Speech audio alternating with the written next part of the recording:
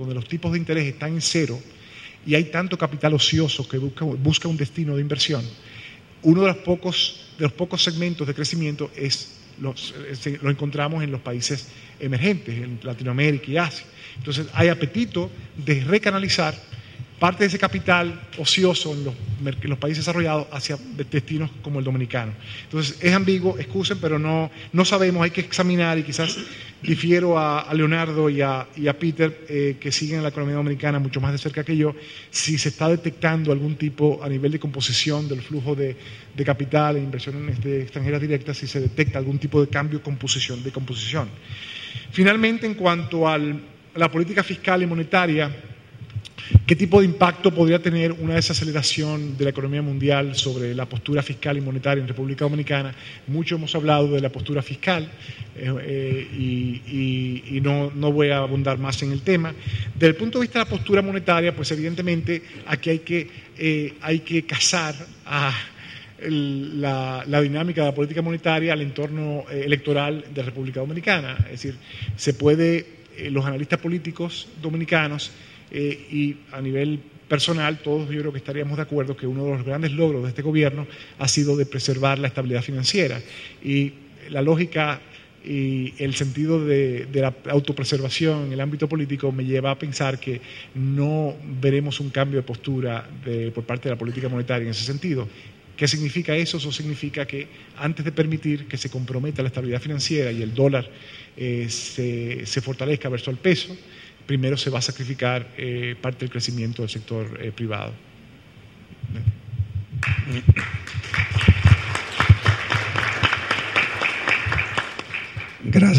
Gracias, Carlos.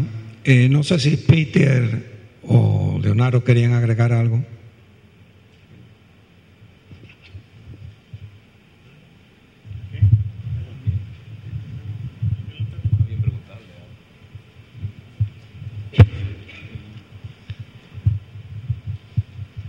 Carlos, no sé si te entendí, tú hablabas sobre la paridad de la moneda, ¿verdad? De que hay que revalorarla, ¿es correcto? No te entendí bien. ¿La moneda dominicana? Sí. No, en absoluto. No, en absoluto. Lo que digo es que de facto hay un anclaje sucio, limpio, sí, o híbrido en República Dominicana, donde la política monetaria ha perseguido sí, de facto, en algunos periodos más que en otros, porque en otros periodos se puede alegar que entró tanto capital a la República Dominicana, incluso capital dominicano que se repatrió en la fase inicial posterior a la crisis del 2003, que resultaba difícil no acomodar una revalorización del peso, pero claramente lo que hemos visto en los últimos años es que el peso dominicano se ha mantenido a niveles muy fuertes. De hecho, como comentario a tu ponencia, Leonardo, tú hablaste muy bien del deterioro en la cuenta corriente de la balanza de pagos en República Dominicana, que por definición aritmética pues refleja una insuficiencia en el ahorro dominicano, particularmente el sector público, un exceso de gasto del sector público, y además de las distorsiones de una política monetaria, en este caso, en algunos ámbitos, que reflejan un tipo de cambio real muy revalorizado, muy caro. El peso es caro en relación a lo que históricamente ha sido, y eso también ha permitido o ha abaratado las importaciones de bienes y de servicios. Gracias, Carlos. A Peter, como que hay un eco, o soy yo que estoy oyendo. ¿Es un eco? No, ya que como que no está el eco. Peter nos ha hecho un resumen que nos dice que el aumento del gasto público, el déficit fiscal, tiene un impacto adverso sobre el consumo y el desarrollo de la economía, especialmente sobre el aparato productivo nacional. El impacto que tienen las distorsiones fiscales de evasión y drenaje sobre las variables mencionadas, y que la política fiscal no es sostenible, por lo menos el movimiento o el momento, como se le dice, y también ha hecho algunas recomendaciones de políticas, incluyendo el hecho de que ver qué qué podría hacer el gobierno para lograr una situación donde la política fiscal sea neutra. Eso tiene varias implicaciones y yo quisiera aprovechar de señalar tres. La primera, eso implica la solución de una reducción del tamaño del Estado. También hay un impacto sobre el empleo público y también hay que tomar en cuenta y el impacto que tendría sobre las demandas de mejoras en los servicios sociales. Entonces, quería preguntarte, Peter, si tú podrías abundar un poco sobre el significado de cada una y por las implicaciones que tienen. Sí, seguro que sí. Bueno, definitivamente el análisis lo que muestra es ese costo de oportunidad que tiene el gasto sobre el desarrollo del sector, principalmente privado, en República Dominicana. Hace un crowding out, como le llaman los economistas, de lo que sería la participación que tiene la inversión privada y el consumo privado en la economía. Y definitivamente si cuando uno ve el tema de la sostenibilidad fiscal, uno tiene que enfocarlo de tres perspectivas, o uno ajusta el gasto, o uno ajusta los impuestos, o ajusta los servicios de deuda que tiene la economía en ese momento. Y definitivamente una de las recetas que se ha dado muy poca importancia o se le da muy poco énfasis ha sido el tamaño del Estado. Claramente cuando se habla de reducir el tamaño del Estado siempre está el componente político. ¿Qué puede pasar con el empleo público? Lo que yo entiendo que es interesante es que el análisis muestra que el efecto multiplicador más que compensaría la reducción que puede venir por una directa, que puede venir por una reducción de niveles de gasto en la economía.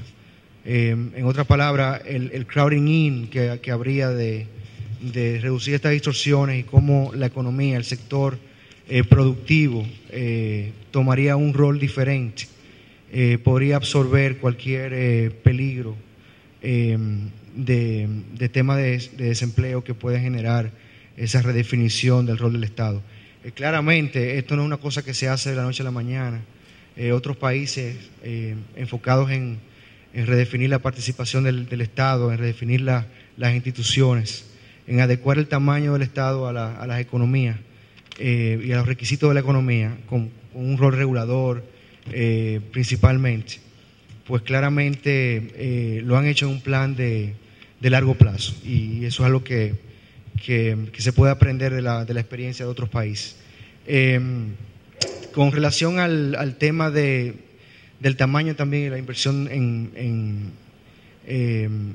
o redefinir el concepto de inversión del Estado, lo que hay que enfocar es cómo invertir el gasto. O sea, la pregunta es más no solamente el tamaño en sí, sino también en las inversiones que se hacen. Uno de los problemas que detiene y que se ve mucho en lo que es teoría de crecimiento es básicamente que una inversión no productiva, que no genera inversiones de capital productivo, van a tener consigo una limitante a poder conseguir el retorno económico de esas inversiones en el largo plazo. Definitivamente la inversión en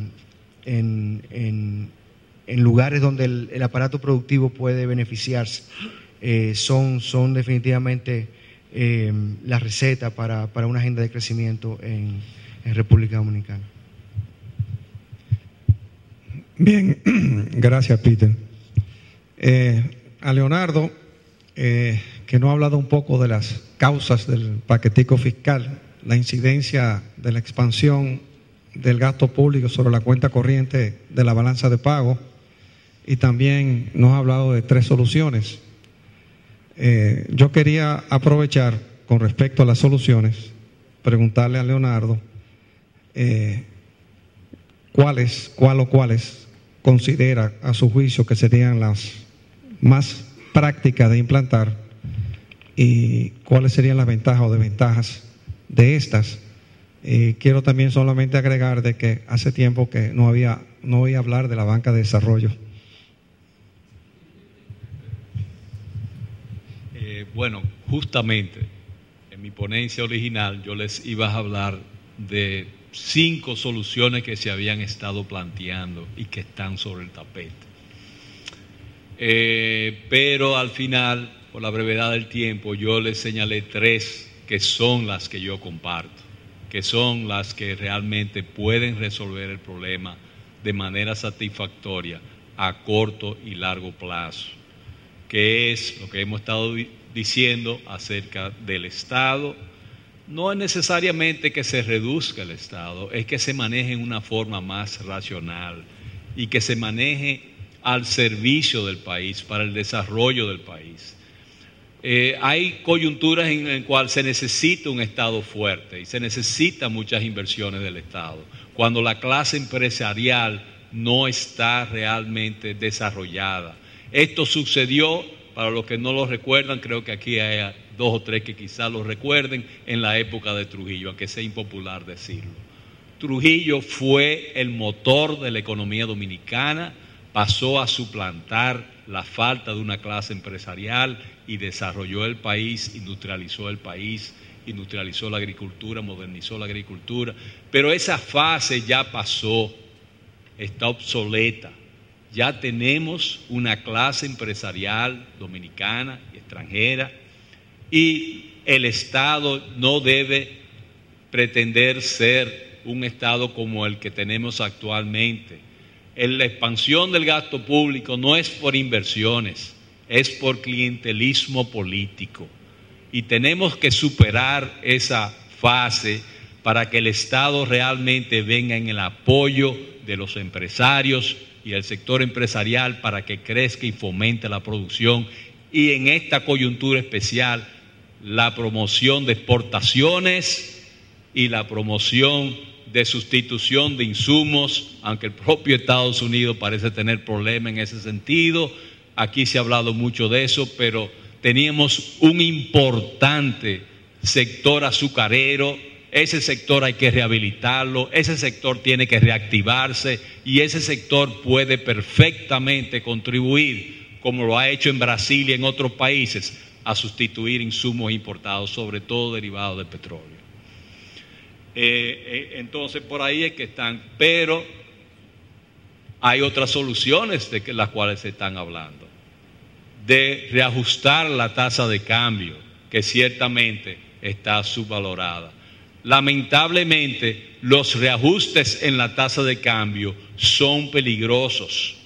Hemos vivido coyunturas en la cual ese intento de ajustar la tasa de cambio trae especulación desestabilizante y el ajuste probablemente va a tener que ser muy grande porque hay fallos estructurales como es el alto costo de la energía eléctrica, como es la competencia con China en condiciones que quizás nosotros no podamos competir, como es que no hemos identificado determinados nichos, como es la corrupción, como es la falta de una mano de obra insuficientemente adiestrada. Y esos fallos implican que para que la tasa de cambio surta un efecto positivo sobre las exportaciones, va a tener que subir mucho. Y eso encarece los insumos, encarece los productos de primera necesidad, trae conflictos sociales y tumba gobiernos.